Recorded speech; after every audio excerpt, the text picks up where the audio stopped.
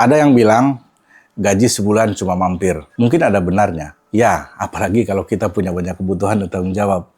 Kadang ada godaan untuk cari penghasilan tambahan. Bahkan dengan cara-cara yang melanggar aturan dan melanggar etika yang berlaku di kantor.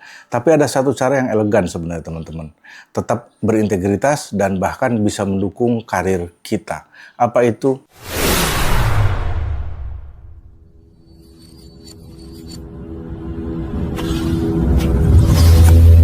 Menjadi seorang konten kreator. Selamat datang kembali di Trust YouTube channel. Hari ini kita akan ngobrolin tentang bagaimana kita, para pekerja nih, bisa membangun kemandirian ekonomi tanpa harus mengorbankan integritas. Kita akan bedah kenapa konten kreator bukan cuma soal uang, tapi juga tentang demokrasi, partisipasi masyarakat, dan karir. Sekarang, mari kita jujur ya. Kebutuhan hidup tuh makin tinggi, sementara gaji rasanya stagnan. Bertahun-tahun, bahkan mungkin masuk waktu puluhan tahun di pekerjaan yang sama, tapi penghasilan tidak mampu mengimbangi inflasi. Nah, dengan kondisi itu, banyak yang akhirnya cari jalan pintas untuk dapat uang. Entah itu terima suap, uang pelicin, atau bahkan memanfaatkan jabatan. Ini merusak integritas dan karir. Tapi ada pilihan yang lebih baik sebenarnya teman-teman. Ya, menjadi konten kreator. Menjadi konten kreator itu ibarat kita membuka toko sendiri. Kita menjual gagasan, pengetahuan, atau keahlian kita. Nah, kita tidak lagi bergantung pada uang sampingan yang tidak jelas sumbernya. Kita membangun aset digital yang punya nilai jangka panjang. Misalnya ya, seorang guru bisa membuat konten edukasi. Seorang arsitek bisa bisa berbagi tips desain rumah. Atau seperti saya nih, seorang penyelenggara pemilu bisa berbagi ilmu tentang demokrasi. Nah, ini poin yang paling saya suka. Membangun channel YouTube seperti Trust YouTube Channel, ini bukan cuma soal uang, tapi ini adalah bentuk partisipasi bermakna dalam demokrasi. Dulu, informasi hanya datang dari media massa dan pemerintah. Sekarang, setiap orang bisa jadi sumber informasi. Saat saya membuat konten tentang pemilu, sistem demokrasi, dan dinamika politik, saya sebenarnya sedang melakukan pendidikan politik yang tidak formal. Nah, saya mengajak masyarakat untuk lebih peduli, kritis, dan berani bersuara.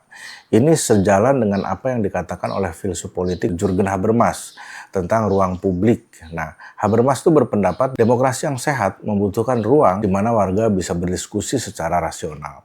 Media sosial termasuk YouTube adalah ruang publik yang dimaksud Habermas. Bayangkan teman-teman, dengan channel ini saya bisa menjangkau ratusan, bahkan ribuan orang yang mungkin tidak pernah datang ke seremoni sosialisasi gitu atau acara-acara sosialisasi tatap muka.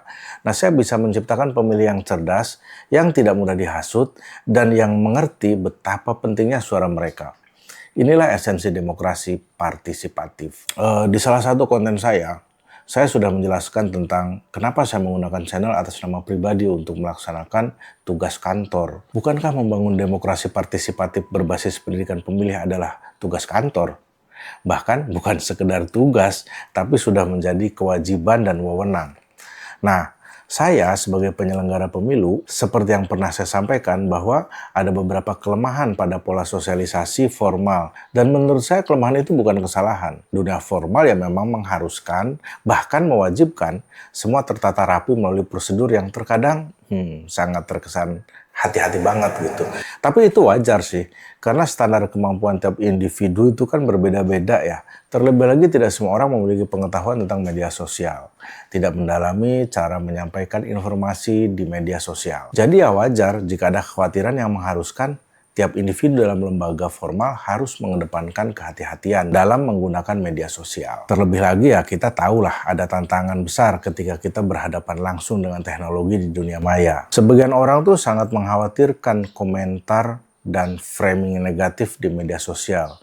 Tapi bagi sebagian lainnya lebih khawatir jika tidak ada komentar. Komentar negatif maupun komentar positif bukan persoalan serius.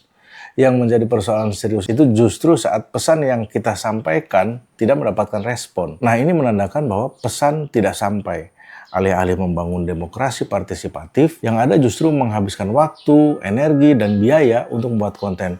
Nah, disinilah tantangannya teman-teman.